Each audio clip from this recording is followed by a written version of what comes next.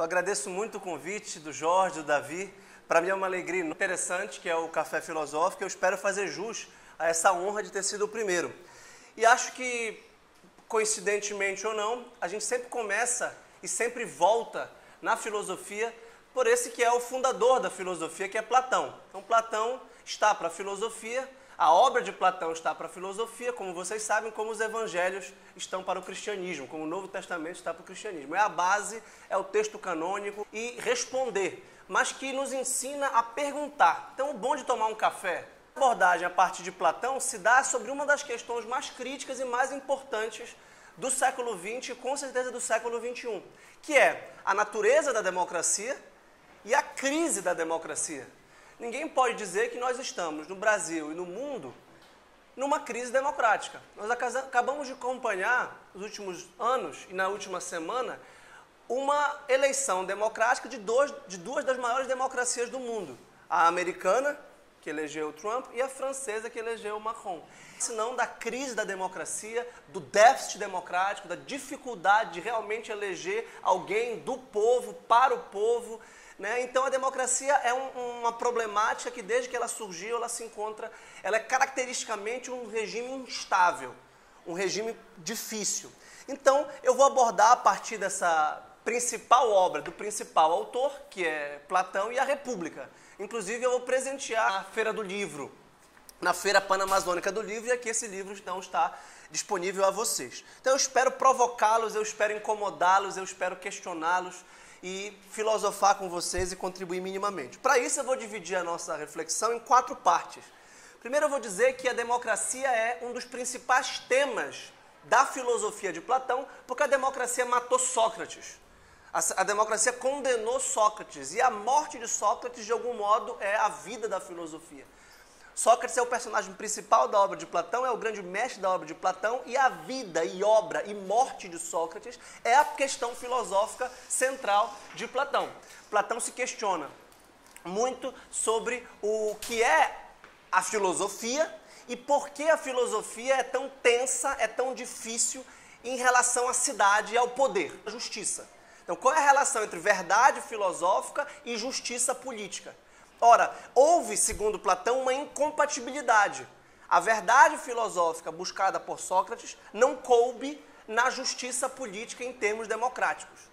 Então a pergunta que se faz é, a filosofia é incompatível com a política? A democracia irá sempre matar a filosofia? Essa é a primeira parte da reflexão. Depois, como vocês sabem, o grande mérito da filosofia clássica e da filosofia pré-moderna em geral é não dividir a ética da pergunta sobre a alma do homem num regime democrático.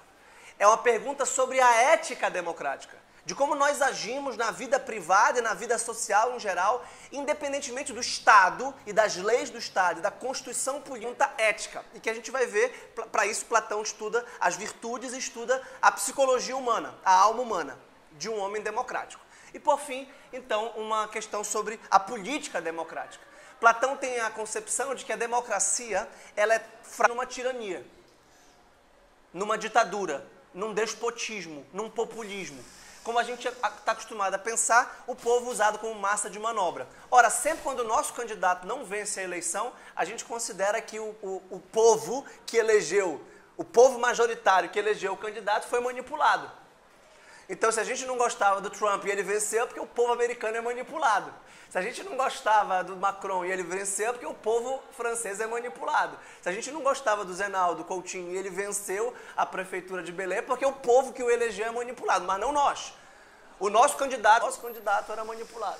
Então, essa dimensão de que a democracia tem uma dimensão demagógica e que, portanto, ela nunca é fruto da escolha livre e consciente de cidadãos que optam por uma escolha que faz bem a eles, é uma questão longeva. Muito bem, então começando, a gente pode dizer que a motivação existencial foi esse contato pedagógico e mesmo erótico, e mesmo um contato de profunda paixão também e de profunda amizade filosófica com Sócrates.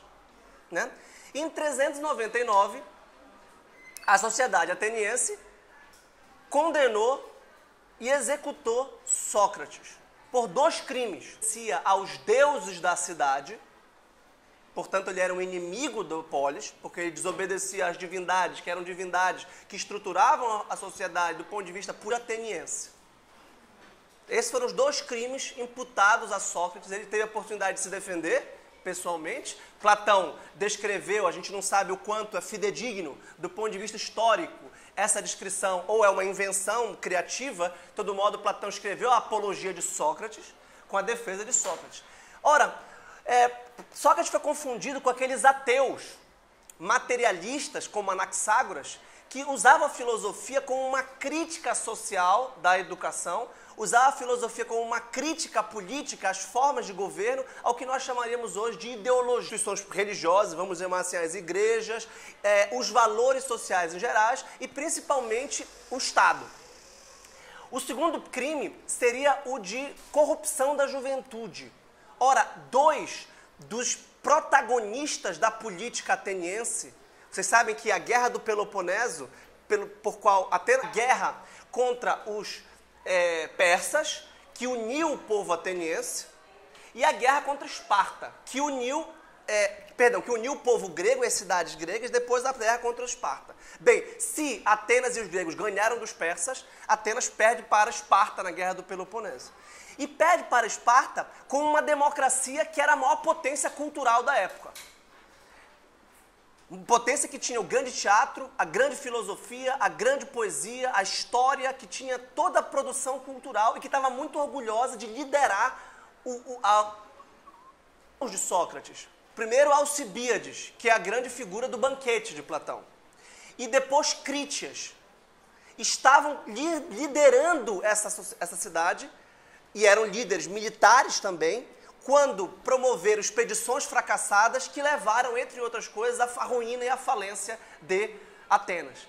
E houve uma série de sacrilégios e crimes religiosos, que era a mutilação das estátuas, que era uma espécie de ato de ofensa grave à sociedade. É como se fosse um ato blasfematório de negar o poder e a autoridade do Estado. Essas ideias tão agressivas e tão ofensivas de Sócrates. Sócrates é responsável pela crise de Atenas. Então ele foi culpabilizado como um bode expiatório que deveria ser eliminado para que Atenas recuperasse a sua, por assim dizer, paz e estabilidade. E Platão, observando tudo isso e vendo como um homem justo como Sócrates é facilmente condenado por um povo, por uma massa que, ao invés de conhecer de fato o que são as coisas, acostuma-se ao que hoje se chama de opinião pública. Então, o grande debate que Platão instaura, a primeira grande reflexão sistemática sobre a natureza da democracia, é uma reflexão sobre a teatocracia, isto é, a mídia, que na época era principalmente o teatro. Não havia mídia escrita, a escrita era novidade na época. Platão é o primeiro grande autor, depois de Homero, que já tinha sido escrito 2 séculos antes, e a obra de Platão é muito maior que a obra de Homero, como vocês sabem. Platão é o maior escritor da antiguidade, também em quantidade, né? E os sofistas.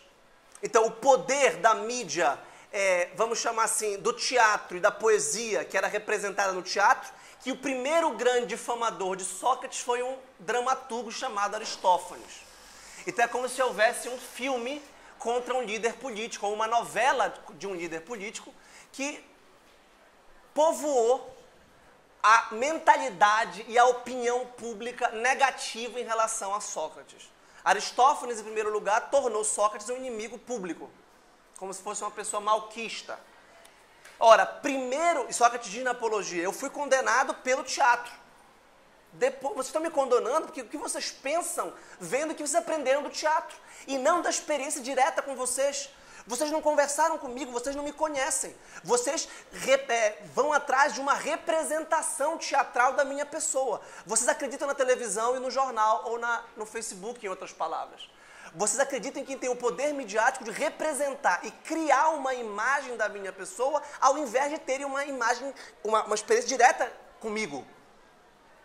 Como o poder é da massa e esse poder é difuso, não é possível que todas as pessoas da polis tenham uma experiência direta das coisas.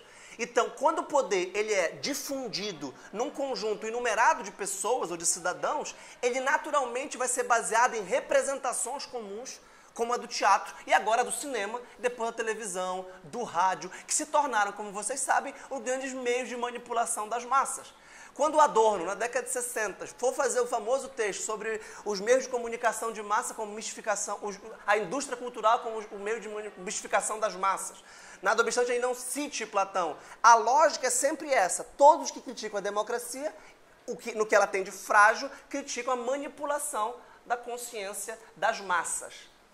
E por isso, a grande imagem de Platão na República é a caverna. Nós estamos acorrentados, nascemos virados para um fundo obscuro da caverna, sobre o qual se projeta uma luz, cujas sombras são criadas por fantoches que manipulam essas imagens, como numa espécie de cinema, e cujas vozes são feitas por esses sofistas. Então, o problema número 1 de Platão é como enfrentar os sofistas, não que eles sejam antidemocráticos. Eu vou deixar isso bem claro aqui a vocês. Platão é um aristocrata de nascimento. E se a gente fosse dizer, ele defende um regime aristocrático. Um regime em que os melhores governem. Porque isso seria mais justo, que os melhores governassem para o bem do povo. Então seria, por assim dizer, melhor para o povo, não que o povo mesmo governasse, porque o povo não tem autoridade política para governar. Ele não defende uma soberania popular, que é algo moderno, como vocês sabem. Mas o problema dele não é esse, porque ele vai dizer, eu vou explicar isso ao final, que sem a democracia não tem filosofia. Porque é a democracia que permite fazer o que nós fazemos aqui. A liberdade de pensamento, a liberdade de expressão, a liberdade de opinião e a liberdade de criticar. Por outro lado, ele percebeu que o clima intelectual da democracia é um relativismo tão radical que impede a busca da verdade na filosofia e a busca da justiça na política, e a busca da bondade na moralidade, e a busca da beleza nas artes. Isso porque beleza nas artes, bondade na moralidade, justiça na política, verdade na ciência precisam de busca, de investigação, de crítica, de diálogo. Então, nesse sentido, Platão é um antitradicionalista, é um anticonservador, porque está dizendo, olha, não adianta você simplesmente herdar alguma coisa do passado sem refletir.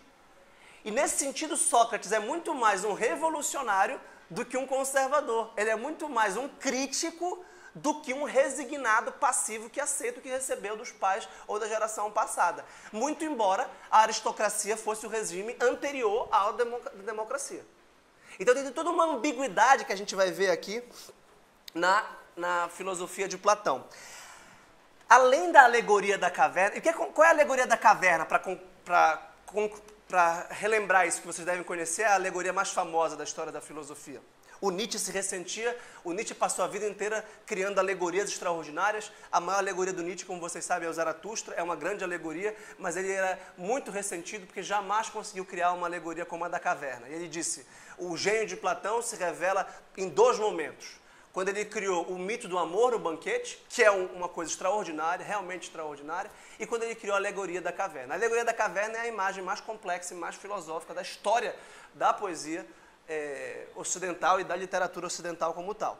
Ela é muito complexa porque um dos prisioneiros consegue se libertar, ninguém sabe como. Existe uma interpretação que é de tipo religioso, ele tem uma espécie de iluminação mística e acorda para a realidade fundamental das formas.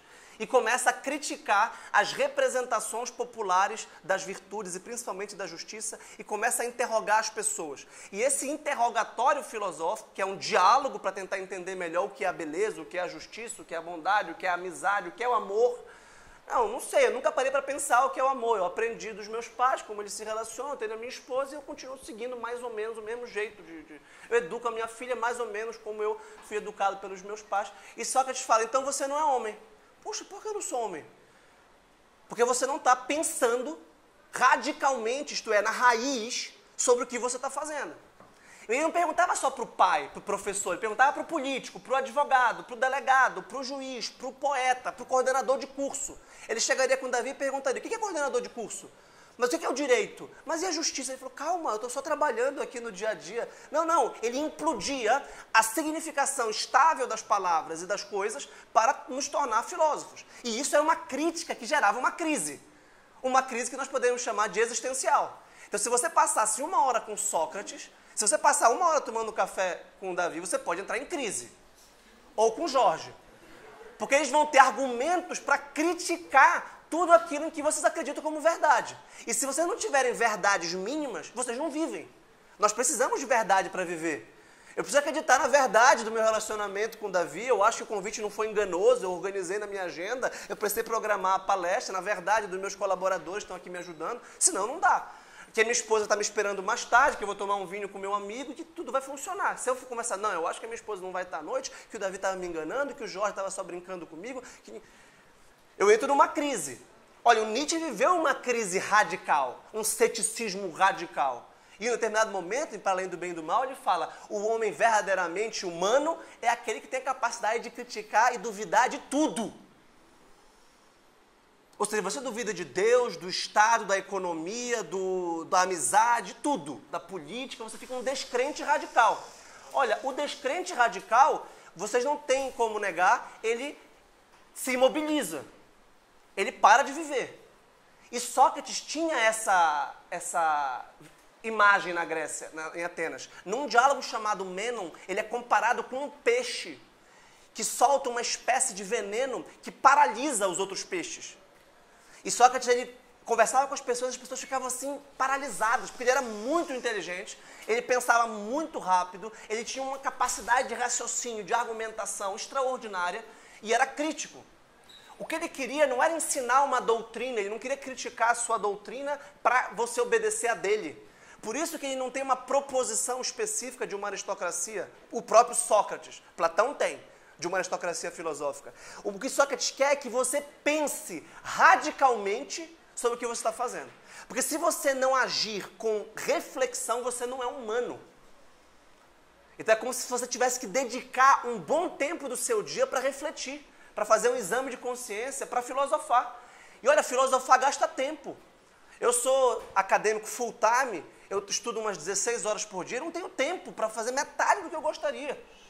Porque levar a sério a filosofia é levar a sério todas as questões que as pessoas fazem.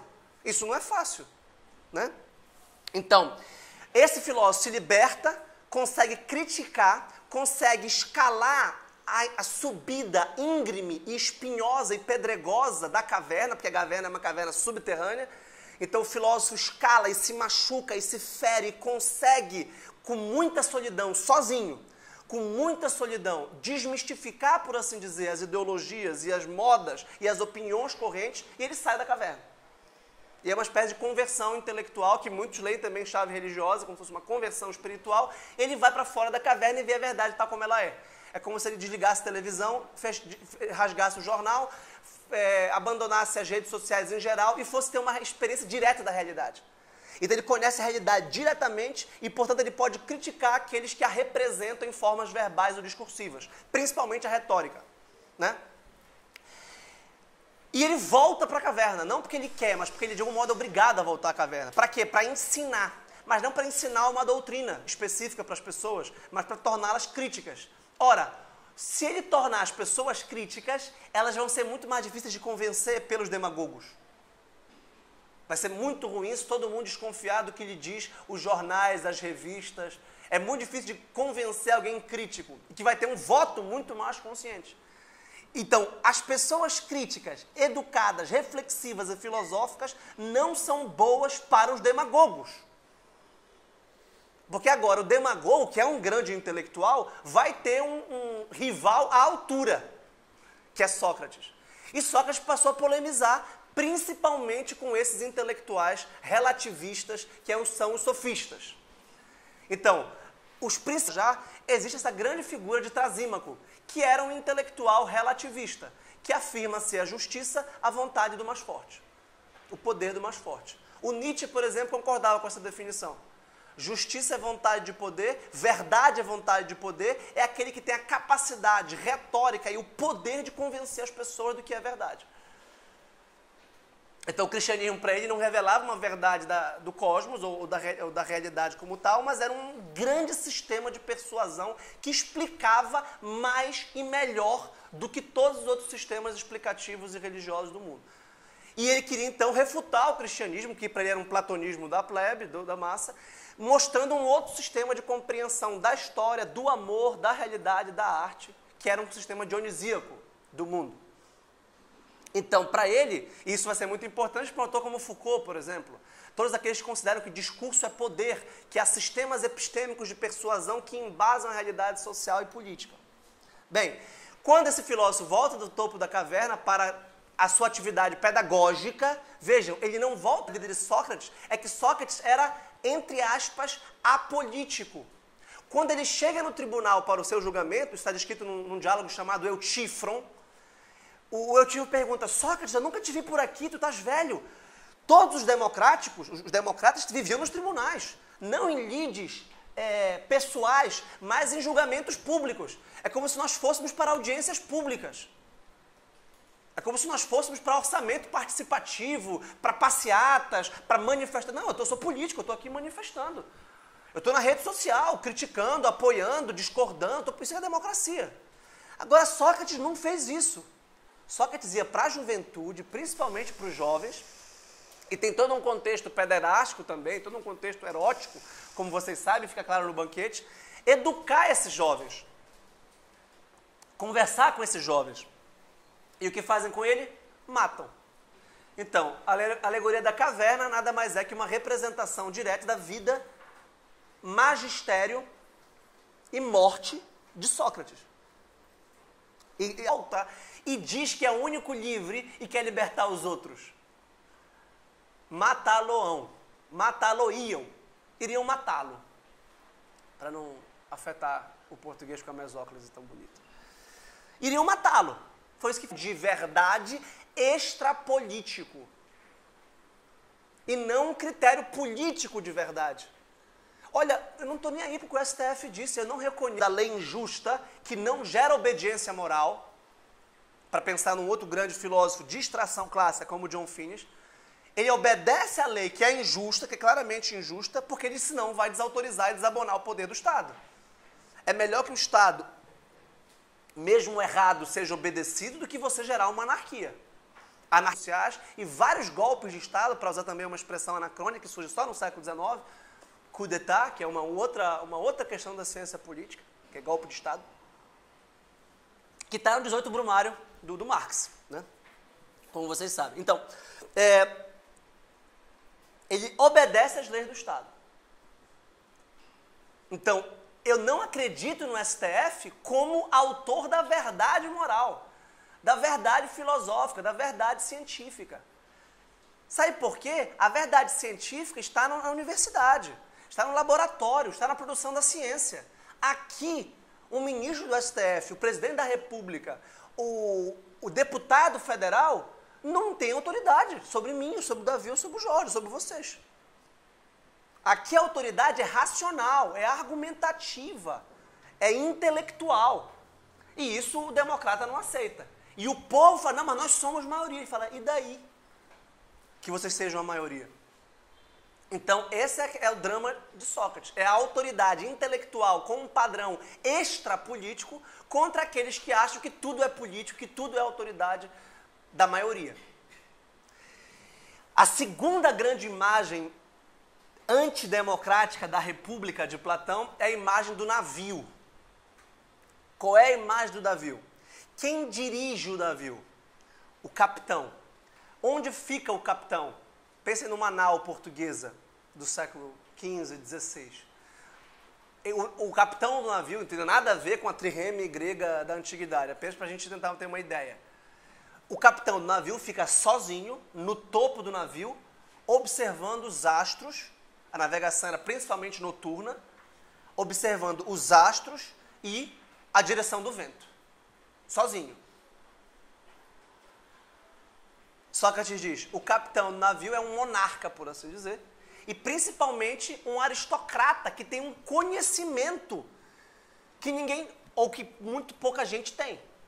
Que é um conhecimento meteorológico. Eu tenho um tio que é comandante de aviação civil, por exemplo. Uma das matérias que eles mais estudam, que é mais importante conhecer, é a meteorologia. Que tipo de chuva, que tipo de vento, que tipo de atual seja muito menos dependente do clima e da natureza, como era a navegação, e a navegação é totalmente dependente, a navegação de vela, não é a navegação de combustível, né? Eles também dependem muito, e se for o caso, eles ficam taxiando e não podem pousar. Tem que saber quando pousar. Tem uma torre de comando que é um estudo meteorológico para saber se pode ou não pousar. Então, o capitão é alguém que está fora, por assim dizer, do disse-me-disse, do bate-boca e do cotidiano do saguão do navio. Então, esse isolamento do governante em nome de uma competência científica o torna infenso à fofoca política, ao cotidiano político e à persuasão das massas. O capitão não tem que ficar persuadindo os tripulantes. Então, Platão explica que o problema da democracia é que ela diz que agora o capitão vai ter que descer do mastro e ter que ficar persuadindo quem não conhece meteorologia. Então é como se, imagina, está num avião aqui e aí o capitão, o comandante sai da cabine, que é isolada, exatamente, que ele nem fala, necessariamente fala com a gente. Né? A aviação civil que herda da grande navegação do século XIX, principalmente inglesa, aquela pompa e circunstância e acolhem os tripulantes, os passageiros, mas aqueles ali são a comissão de bordo, não é o comandante. Ele até pode, se ele for gentil, se ele for democrata, ele pode ficar lá acolhendo. Mas ele não tem nenhuma obrigação de falar com a tripulação. Depois ele até fala e cumprimenta, mas ele fala para dar instruções. Agora imagine se ele falasse, olha pessoal, eu vim aqui pedir a opinião de vocês e pedir a autorização de vocês para decolar. Não tem nenhum sentido. Então, o que Sócrates fala é que, Platão, na República, que o navio democrático é um navio que inverte a autoridade do conhecimento meteorológico e legitima o poder do comandante para que ele seja subordinado e autorizado pelo povo que não conhece de navegação. E agora, quem é que vai ser o tripulante? Quem é que vai ser o comandante? Aquele que estiver lá no cotidiano político, preocupado com as coisas do saguão. E aquele que fica olhando para as estrelas é um lunático, que vive nos livros, que vive filosofando, que está distante do povo, que, portanto, está distante da realidade social do navio. Então, navegar, a arte de governar, que em grego gobernetes, que vai dar a palavra governo e governante, significa capitão de navio. É até uma metáfora. Tá? Então, é como se a gente chamasse o governador de capitão. Tá? Ora, o bom navegador é quem estuda os astros e não tem tempo de bajular os tripulantes, o povo. Então, essa é uma imagem muito importante porque, nesse sentido, Sócrates levanta um grande argumento que a Hannah Arendt vai trazer no século XX também, que a arte de governar é uma competência científica e uma competência técnica. Que você, para governar, tem que ter um conhecimento que o legitime. Quem legitima o governante, de algum modo, não é o povo, mas é o conhecimento que ele tem. Tá certo? Essa é uma das grandes questões que justificam, por exemplo, o fato de os ministros de Estado, mesmo numa democracia, serem compostos de um corpo técnico. Você vai na Câmara dos Deputados, por exemplo, onde eu estive recentemente, todos os deputados eleitos pelo povo, mas a comissão tem um corpo técnico de especialistas no caso lá era educação. Especialistas, concursados em educação. A gente tem um amigo, o Davizinho, que é um consultor político do Senado. Ele não foi eleito pelo povo. Ele é um doutor em Direito e um conhecedor de ciência política. Então veja como esse argumento de Platão, e quem que você vai chamar para a Secretaria de Educação, quem você vai chamar para a Secretaria de Cultura, para a Secretaria de Finanças, quem vai ser o ministro da Fazenda, por exemplo, o ministro da Economia, vai ser quem conhece de economia. Ora, Hannah Arendt dirá depois que isso é um dos fatores de neutralização da democracia, porque se torna uma tecnocracia. O governo de burocratas, técnicos, científicos, que não estão nem um pouco ligando que o povo pensa ou deixa de pensar. Então, nesse sentido, é um gesto aristocrático de quem tem conhecimento científico e não de quem escuta o povo. Esse argumento tem origem platônica também. E não é nada democrático. Por exemplo, vocês, como bacharéis de direito, serão aptos a ocupar as funções essenciais da justiça. Advocacia privada, advocacia pública, não é? Ministério Público. Ora, isso é um resquício de um elitismo aristocrático, porque vocês são uma elite. Vocês são uma minoria no Brasil de ensino superior que tem o curso de direito. Por mais que haja expansão vertiginosa do ensino superior e dos cursos de direito no Brasil, vocês continuam sendo uma minoria. Nós continuamos sendo uma minoria. Só nós podemos ocupar. Isso é típica estrutura de um governo misto. Quando depois se desenvolver com Políbio, depois com Maquiavel, depois com Montesquieu, a teoria do governo misto de que, olha, o nosso Estado tem 3 poderes. Um é monocrático, só um presidente. O outro é aristocrático, juízes. E o outro é democrático, o povo. Né? Isso tem raiz em Platão, porque tem plena convicção que a ação política pressupõe um núcleo ordenador unitário, que não dá para o povo decidir tudo a todo momento. Tá certo? Bem, o argumento ético de Platão é o seguinte, isso aqui é bastante complexo, eu vou sintetizar. Platão, então, passa a investigar a justiça. Para investigar a justiça, ele precisa investigar a alma, porque a justiça é, antes de tudo, uma virtude moral, tá? E não uma virtude política. Ela é uma virtude política, de harmonia da sociedade, das classes sociais. Ele está pensando num modelo totalmente estratificado, porque a justiça é antes uma virtude que organiza a alma do homem. O homem justo é, acima de tudo, um homem íntegro que tem a sua alma organizada. Tá? Ora, e de que é composta a alma humana? De 3 partes.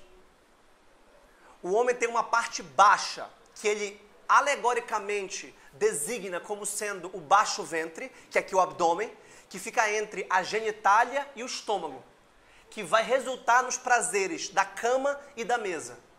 Essa parte baixa é o desejo de vida. É a parte animal do homem, instintiva do homem, libidinosa do homem, que perpetua a vida individual. Então eu como para permanecer vivo, porque senão eu morro, então eu tenho fome todo dia, tenho sede todo dia. E a perpetuação da espécie é o desejo reprodutivo sexual. O tempero afrodisíaco do Eros humanos é estudado no banquete. Que o homem não vai lá e cruza com uma fêmea no cio, como os animais fazem. O homem tem todo um tempero afrodisíaco do seu erotismo. E isso é um estudo que ele faz no banquete, que é um estudo profundo, porque o erotismo humano não se reduz à genitália. E esse é um problema.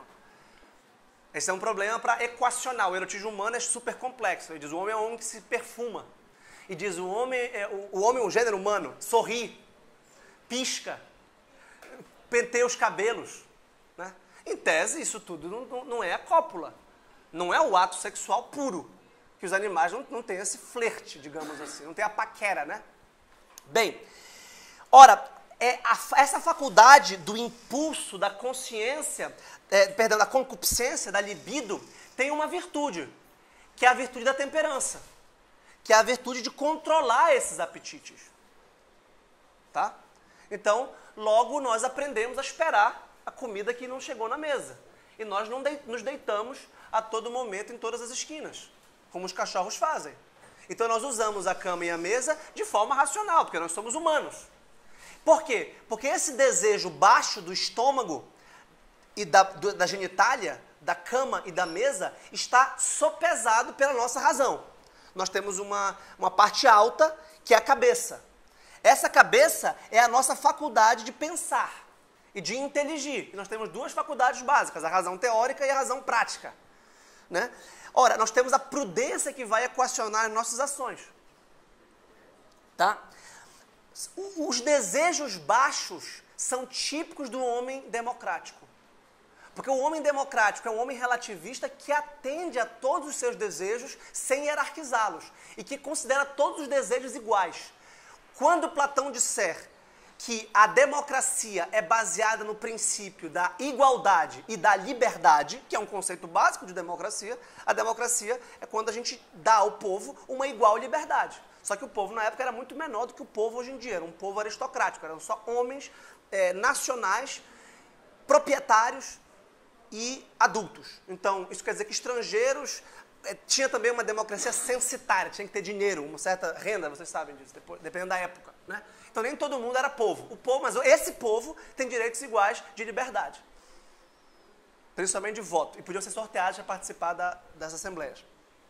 Ora, o homem que desenvolve o seu intelecto é um homem que se aristocratiza. Não que ele se torne nobre, como nobreza de sangue, que a gente tem acostumado a pensar que é a aristocracia moderna. A nobreza era aquele regime dos melhores. Nesse caso aqui, dos mais sábios, dos mais inteligentes, dos mais prudentes, daqueles que vão liderar. Porque um líder atrai seguidores, atrai e vai ser consultado, vai ser questionado, vai assumir uma liderança natural. Tá? Agora, Platão percebe que o homem não tem apenas a cabeça e o abdômen. O homem tem uma parte intermediária, que ele representa simbolicamente com o peito. O peito é a força do homem, que tem a imagem de um leão. É a dimensão de honra, é a dimensão da vontade, de ambição do homem. É aquilo que nós chamamos de vontade, força de vontade, que está, segundo Platão, muito mais ligado à cabeça. E, portanto, o homem cuja força e cuja vontade estiver ligada à sua razão, vai ser capaz de controlar os seus apetites baixos. Esse homem vai ser um homem ativo, proativo. Vai ser um homem que obedece à sua razão pela sua vontade forte e que não sofre os influxos passivos do baixo ventre, dos apetites baixos, dos apetites animais. Então, esse é um modelo de humanização do homem, segundo Platão, que é a educação dos desejos pela vontade forte, aderida à razão, obediente à razão. A razão não tem força moral automática sobre os desejos. Ela precisa da vontade forte, racionalizada, para dominar os desejos. Essas três partes, e a justiça, são as três virtudes cardeais. A virtude da prudência, a virtude da fortaleza ou coragem e a virtude da temperança. Ora, quem conhece o mínimo de ética clássica sabe que falta uma virtude cardeal, que é a justiça. Essas são as 4 virtudes cardeais que a tradição cristã encampou na sua ética, acrescentando as 3 virtudes teologais da fé, esperança e caridade, como vocês sabem. 7 virtudes cardeais. As teologais não interessam aqui. Qual é a justiça? A justiça é a virtude que organiza essas 3 partes. E a justiça na polis, a justiça política, será a ordenação de 3 classes sociais. Então existem homens cuja vida, cuja psique, cuja alma é toda baseada na parte baixa. Esses serão os trabalhadores manuais e os comerciantes. E o Partido Democrático. E que interessante que nem todo mundo era do Partido Democrático. Nem todo mundo do povo era democrático, como hoje também tem gente assim. A parte intermediária era a parte militar. Eram os guardiães. As pessoas que pegavam em armas, que era muito importante na antiguidade, porque vivia em guerra. Certo? Então todo mundo gostaria de ser das Forças Armadas. E a parte superior somos nós. São os intelectuais, é a classe científica e religiosa e filosófica, que é sempre uma minoria. É a elite pensante. Que vão ser os ministros de Estado, os jornalistas, os intelectuais, aqueles que vão estar nas universidades e na igreja. Que vão estar na parte que aparentemente... Olha como o modelo de Platão é o inverso do marxista. Para o marxista, a parte intelectual, cultural, educacional, jurídica em geral, é hipostasiação superestrutural, ideológica da base material da infraestrutura econômica. Para Platão é o oposto. A parte superior da realidade é o que Marx consideraria a ideologia. Então, o mais importante é a mentalidade. Portanto, o mais importante é como se produz o pensamento nas universidades e na igreja. Hoje também no jornal, na mídia em geral, no teatro. Então, a parte intelectual da mentalidade é a mais importante, porque é ela que vai dar significação e sentido para o poder dos militares e para os comerciantes e para os trabalhadores manuais. Ora, quem deve governar? Esses de cima. Nessa parte intelectual... tem um litígio, porque a gente não concorda. Tá certo? A gente não concorda. Se a gente começar a conversar, a gente vai discordar. Não vai? Sobre religião, sobre política, sobre arte, sobre teatro. E os gregos eram muito competitivos. Os gregos viviam na peleja. Por isso que Platão, o nome Platão significava exatamente Homeoplata, aquele que tinha um costão, porque ele lutava o pugilato, que era a luta greco-romana, né? E Platão diz assim, olha, a filosofia vence. Se houver liberdade de expressão e se houver um verdadeiro debate intelectual, que não há porque, por causa da retórica, porque a retórica usa de meios espúrios e de subterfúgios e apela para expedientes e ornamentos persuasivos, não para mostrar e chegar à verdade, mas para dissuadir a verdade, para manipular a verdade, como poucas pessoas são intelectuais, como poucas pessoas são realmente filósofos e querem a verdade, elas impedem a filosofia de existir. Por isso que elas mataram Sócrates. Porque se elas deixassem a filosofia existir, os filósofos demonstrariam a sua razão. Esse é o otimismo de Platão. Os filósofos demonstrariam que eles têm razão, se eles tiverem chance de demonstrar e de argumentar. Mas ninguém vai ouvir os filósofos, vão matá-los. Então quem deve governar? Os filósofos. E aí vem a grande tese de Platão, quem deve governar são os filósofos. Porque ele refutaria no plano intelectual os dramaturgos do teatro, os sofistas, vamos chamar assim, os jornalistas, ele refutaria todos os intelectuais. E ele teria uma autoridade, inclusive os religiosos. Eu falei universidade e igreja, que são as duas representações da busca intelectual e filosófica, teológica do Ocidente. Universidade que o próprio Platão fundou e depois academia que o próprio Platão fundou, perdão, e universidade que a igreja fundou na Idade Média, como local de busca da verdade, de pesquisa da verdade, de ensino, de educação, de pesquisa, como nós estamos aqui. Ora, nós não saímos daqui dizendo, agora eu sou cientista político. O que Platão queria era que a academia de Platão era um local de formação religiosa, de contemplação da verdade do mundo, de estudo da matemática, sobretudo, da geometria, do trívio e do quadrívio, e um estudo da política. Para quê? Para governar, para ensinar. E aí ele vai à Sicília 2 vezes ser consultor político de um tirano. E por isso ele é associado a uma espécie de despotismo esclarecido. Olha, eu governo porque eu tenho conhecimento. Me obedeçam porque eu sei mais do que vocês. Ou seja, a autoridade política é filosófica ou científica. Tá? E essas 3 dimensões da alma são 3 classes sociais, como eu expliquei. Bem, fazendo essa nossa passagem aqui relativamente rápida para mostrar a complexidade que Platão observou, isso é considerado, muitos dizem que ninguém ainda superou a análise de Platão à democracia. Se você pegar a teoria das elites, né, do Mosca, Gaetano, no final do XIX, se você pegar todas as interpretações sobre a crise das democracias, por exemplo, a derrocada da democracia alemã em Weimar, por exemplo, Hannah Arendt, Erich Feiglin, Leo Strauss, Adorno, todos que estão pensando como é que a democracia alemã, Weber, nem se fale. Quem é que Weber cita no Ciência como Vocação? Platão. Pô. Platão é o autor, assim, que todo mundo, em épocas de crise da democracia, todo mundo volta para esse livro. Eu estou estudando a fundo isso aqui para ver se eu entendo a democracia. Esse é o meu objetivo há alguns anos. E eu vejo que o que Platão ensina a cada vez que eu estudo a República, e eu estudo a República há uns 10 anos, sem exagero, eu começo a perceber que ele está com um insight, com uma intuição precisa. Qual é a origem e por que a democracia entra em crise? Quando ele constrói toda essa abóboda da aristocracia filosófica, que estou sintetizando um livro que é grande e complexo, ele começa a pensar na sucessão de decadência dos regimes. Então, da aristocracia a uma decadência para uma timocracia, que é um governo baseado na honra, mas não mais no motivo da honra. O motivo da honra é a excelência. Então, o governo da excelência é a democracia. Quando o motivo da honra é neutralizado e esquecido, fica só a honra pela honra, a honra vazia, isso é timocracia. Da timocracia, a honra passa a ser atribuída ao dinheiro ou à riqueza. Se transforma numa oligarquia, ou plutocracia, como Berlin diz. Plutocracia, então, o governo que nós temos hoje em dia, uma elite financeira, de quem tem dinheiro e tem poder para equacionar tudo pelo valor comercial das coisas. Ora, a oligarquia, em momentos de prosperidade, se democratiza. Então, há um equacionamento geral das coisas que o dinheiro já fez, que a honra não interessa, então todo mundo pode enriquecer e todo mundo pode empobrecer, não existe nada que não seja comprado ou que não esteja no mercado, o mundo vira uma feira, diz Platão, é o que nós temos hoje. o mundo vira um grande shopping center. Isso aqui é muito importante, porque estava longe de existir uma economia de mercado. E a democracia liberal atual é toda ligada à economia de mercado.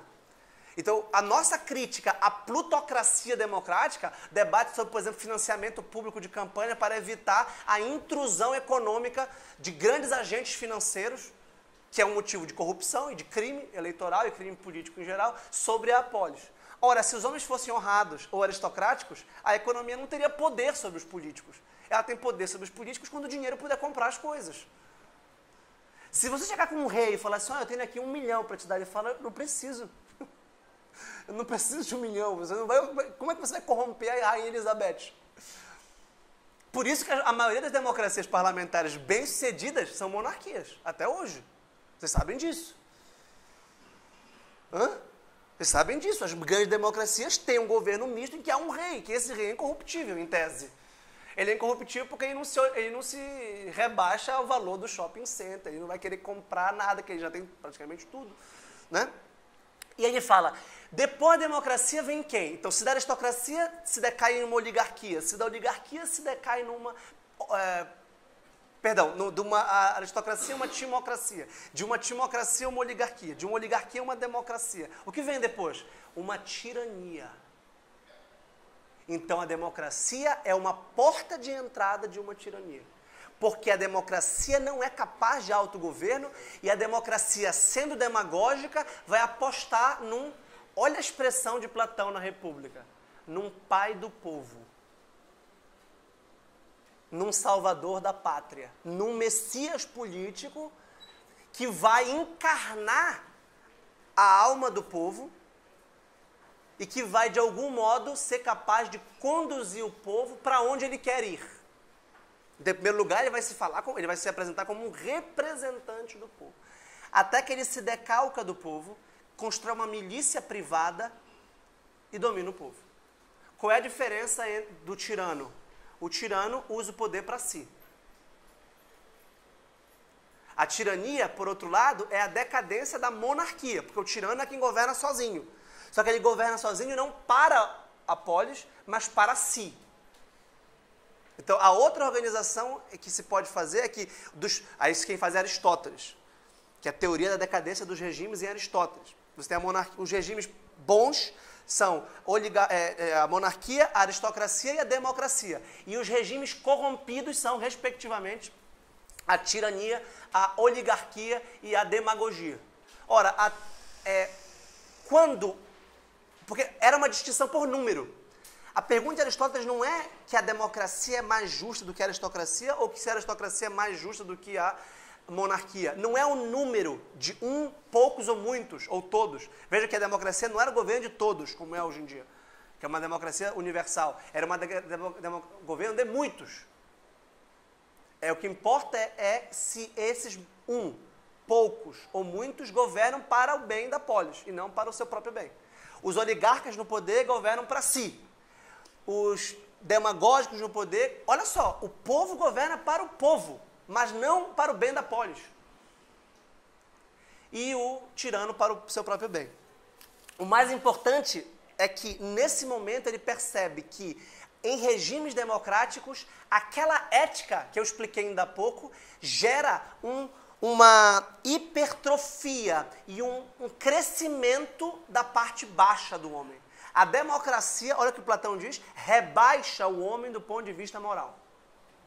E torna a sociedade, faz com que a sociedade renuncie à educação intelectual e à educação moral. A democracia seria uma anarquia moral, segundo Platão, que gera uma anomia política. Por isso que não é possível governar a democracia. Segundo Platão, a democracia seria, então, intrinsecamente corrupta. Todas as instâncias sociais seriam marcadas por espertalhões que querem se dar bem, que querem lucrar, que querem vencer em todas as instâncias. E a democracia seria moralmente anarca, porque ela rompe com o princípio de autoridade em todas as instâncias. Eu vou ler para vocês um trecho.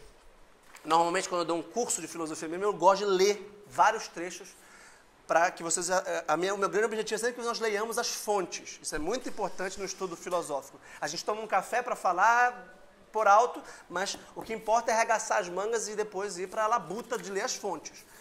Vou ler um trecho aqui de Platão para vocês. Veja se isso tem alguma ressonância com os dias de hoje. Os governantes assemelham-se crescentemente aos governados, e os governantes portam-se como governados. Os estrangeiros e metecos são tratados como cidadãos, e os cidadãos como estrangeiros. Os pais querem passar pelos seus filhos, e os filhos mandam nos seus pais. Os velhos querem parecer jovens, e os imitam, tal como os jovens querem ser tratados como os adultos maduros. Os mestres e professores estão subordinados aos alunos, do mesmo modo que os alunos não respeitam os professores e os pedagogos. Os homens tornam-se afeminados e as mulheres masculinizadas. E mesmo os animais são tratados como iguais a homens livres, que por sua vez são tomados como iguais a animais. Então Platão percebe que a democracia... Já é para concluir? Quantos minutos? 5. Tá, então essa anomia, que é a falta de normatividade, que é a falta de nomos, que é a falta de regras, é toda baseada nesses impulsos baixos, desarticulados. Não há excelência, que é o princípio aristocrático, não há honra, que é o princípio timocrático, e não há dinheiro, que é o princípio oligárquico. O que manda, o que governa a democracia? Os desejos. E esses desejos baixos não têm princípio de hierarquia, não têm princípio de ordenação. A democracia, segundo Platão, é um governo adolescente, é um governo jovem, que é insubmisso. Tal como se deu, por exemplo, em certas vertentes radicais da Revolução Universitária, Estudantil e Sexual da década de 60. Aquela frase famosa, é proibido proibir, que foi pinchada na Universidade de Sorbonne, em Paris, na Revolução Juvenil, é tipicamente a ideia da democracia. E ora, para Platão, para qualquer cientista político sério, se não há ordenação, se não há regra, não há governo, não há polis, é uma relação crítica. A minha intenção era apenas mostrar a vocês, de modo muito sintético, tomando um cafezinho, o quanto nós temos a explorar em Platão. Se tivesse mais tempo, mais 30 minutos, mais 20 minutos, eu iria mostrar a recepção de Platão no século XX. Em 6 autores do século XX, uns críticos de Platão, como se ele fosse um proto-totalitário, como Karl Popper, como se ele fosse um ditador em potencial ou filosófico, e outros mostrando que ele, como Léo Strauss, que ele defende, no fundo, a democracia, porque sem democracia não há filosofia. De todo modo, eu agradeço muito, espero ter provocado o interesse de vocês em Platão e no estudo da democracia. Obrigado.